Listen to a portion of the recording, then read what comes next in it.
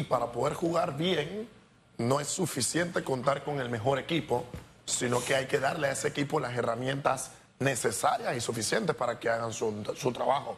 Hay que tener un presupuesto acorde a las necesidades y a las expectativas que se requieren. Pues sin duda alguna hay que permitir que esa capacidad y ese recurso humano pues goce sin duda alguna de todo un trasfondo íntegro con la finalidad de que nosotros podamos darle solución a los elementos caóticos que tenemos en materia de seguridad. Y es que mi querida Susana Galicia, mi querido Hugo Enrique, debemos partir de una realidad básica y elemental.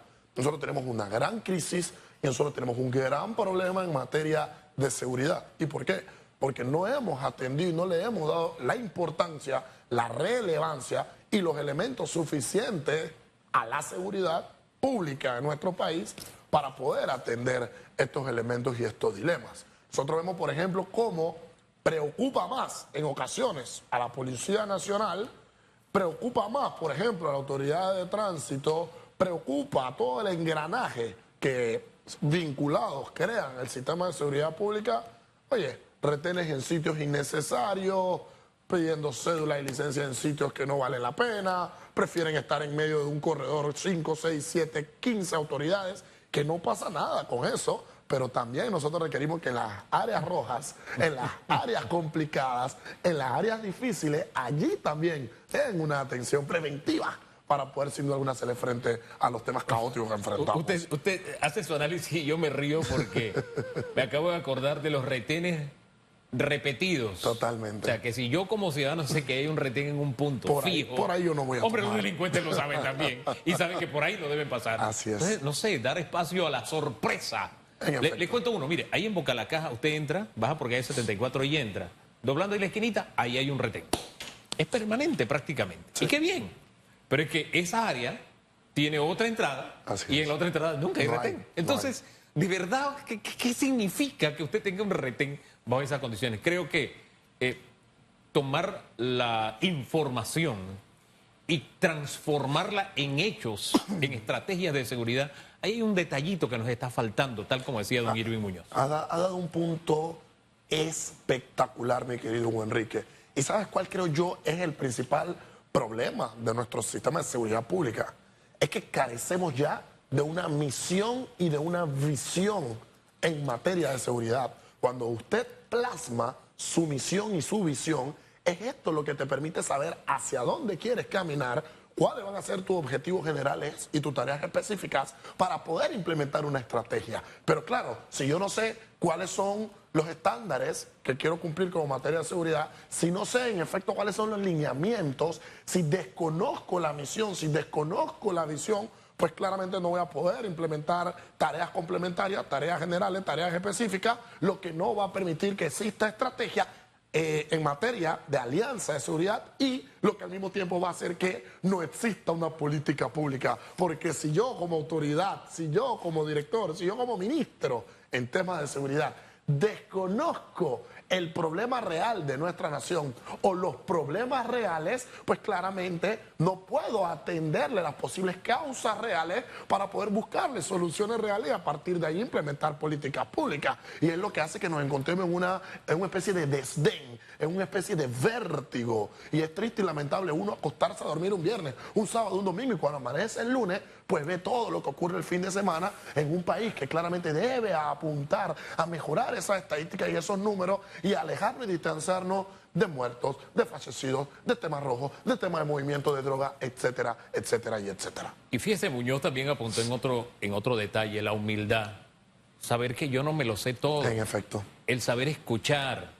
A veces la crítica constructiva no es bien utilizada como insumo y dice, ah, no, yo no porque tú me estás criticando. Es que es una crítica constructiva, se te están diciendo dónde posiblemente te estás equivocando, entonces con humildad aceptar, hey, puede ser que me esté equivocando. En efecto. Y eso abre el espacio a que uno corrija y sea mejor. Ese detalle es importante y creo que entre las cosas que dejó el señor Muñoz aquí, don Irving, el excomisionado, creo que ese aspecto... Creo que es válido tenerlo siempre allí, ¿no? Algo que me recuerde que yo debo tener esa humildad y que es clave, porque si no tú dejas de oír a la gente y la gente te dice dónde es que le está doliendo. Y no es que la medicina que tú des sea infalible, es probable que allí bebas de la sabiduría popular y encuentres una solución al problema del día a día de los ciudadanos, ¿no? Porque al final ahí es donde se hace real aquello de que la seguridad es un asunto de todos. ¿No le parece? Perfecto. Y el tema es que la seguridad no es algo de no, vamos a atenderlo en un mes, o los problemas se van a ver dentro de un año, lo vamos a ver en el próximo quinquenio. La seguridad pública, el control, tal cual como lo conocemos, o el deber ser, aquí filosofando un poco como Platón y esas ilusiones, el deber ser de la seguridad pública, parte, nace y yace en trabajo diario, es en el día a día. Es que el policía tiene que trabajar todos los días, es que el tránsito tiene que trabajar todos los días, es que claramente nosotros debemos comprender que hay una sinergia, hay una conexión entre el sistema de seguridad con el sistema de justicia. Uno es el paso previo para poder poner ante las autoridades competentes el siguiente paso, el siguiente camino. Y aquí yo creo que nosotros necesitamos políticas de atención ciudadana, política de preparación ciudadana en cuanto a todas las personas que forman parte de los elementos de seguridad. Y hay que mantenerlos en un ciclo de evaluación y evolución constante, en una preparación constante, porque también tenemos que saber que quienes forman parte de la seguridad pública pues se relacionan con extranjeros. Entonces nosotros debemos de darle un servicio, una atención de calidad, porque a ver, proteger y servir, que en ocasiones solamente quedan en dos palabras, proteger, servir, en ocasiones no sabemos cuál es el trasfondo real que está allí. Y nosotros como ciudadanos debemos comprender que, por ejemplo, la policía no es enemigo nuestro. Tratamos en ocasiones, creo yo, de pelear o de crear una coraza, crear una muralla, el muro del Atlántico, lo ponemos los ciudadanos para con la policía. Bueno, claramente la policía, brindando su seguridad, es para proteger al ciudadano. Le sirve a la comunidad, le sirve al Estado, le sirve a usted, me sirve a mí. Entonces, en ese esfuerzo categórico, creo yo que, y el nuevo presidente electo, que ya hay menos de un mes, será el presidente por el próximo quinquenio de nuestro país, que ha hablado de un gobierno de alianza, de un gobierno donde claramente va a existir un entronque, donde espero yo haya una comunicación efectiva y asertiva.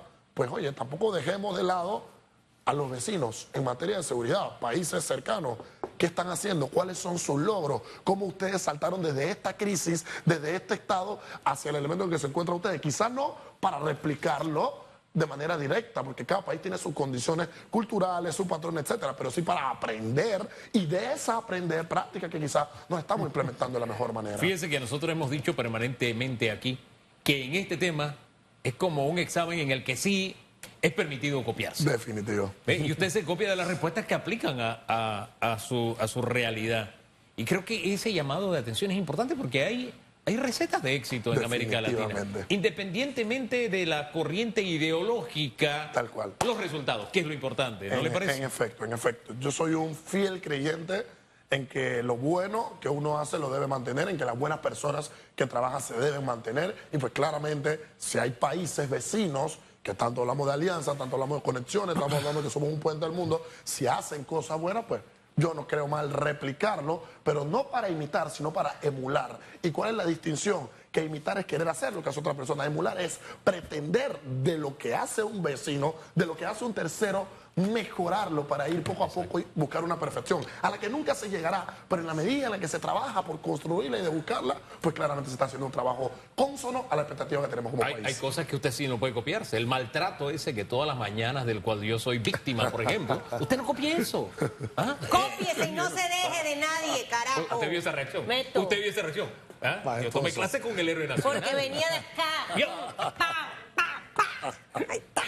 Gracias. Pórtese bien, Hugo. Siempre. De pasiones vivimos los seres humanos. Carajo. Gracias.